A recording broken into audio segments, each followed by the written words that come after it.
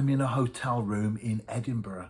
I've been to the city a few times in recent years, but just passing through, for example, flying from Edinburgh airport out to the Faroe Islands, or changing trains on the way to another destination, all football related. But this is the first time I've stayed in the city for more than half a century.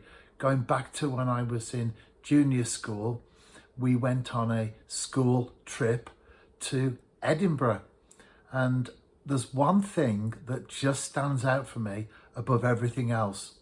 We were in the hotel, and I remember coming out and then gazing out across the beautiful view in front of me over the city. And I was so taken in by it that I walked into a lamppost and I had a black eye.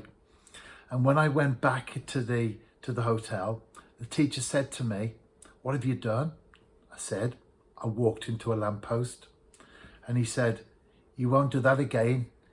Anyway, I called my mum and dad on the night to tell them how I was doing. And they say, "How's things?" I said, "I've got a black eye." "What did you do?" I told them. And they said, "You won't do that again. You watch where you're going next time." And it's how times have changed, isn't it? Because nowadays, if you were to walk into something or trip over something else or whatever it might be, often with many people, the first thing that goes into the mind is, who can I sue? How can I make some money out of this? How can I say that something happened that didn't really happen, but it will get me some compensation along the way? But back then, just half a century ago, people's views and people's opinions on things like that were, watch where you're going and it won't happen again because you'll learn from your mistake. How times have changed. And I think memories are great, aren't they?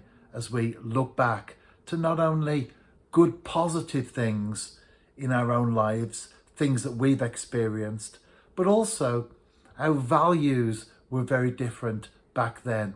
And the one thing is, as far as today's concerned, you don't have to lose those values. You can still keep those old-fashioned, traditional principles and values in your life. I have.